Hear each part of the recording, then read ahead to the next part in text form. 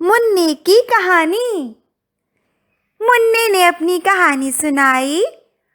एक थी बिल्ली, उसको बहुत सारी कहानियां आती थी। बिल्ली ने तोते से कहा, म्याऊ म्याऊ, तुम नीचे आओ तो मैं तुम्हें कहानी सुनाऊं।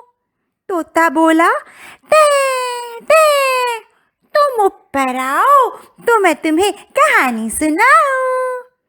बिल्ली ने कहा, म्याऊ म्याऊ, मगर मुझे तुम्हारी टा टा बुरी लगती है।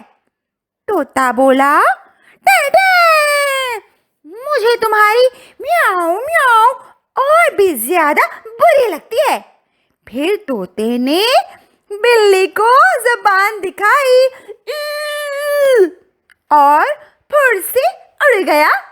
कहानी खत्म। कहानी सुनाकर मुन्ना नानी अम्मा की गोद में चढ़कर बैठ गया।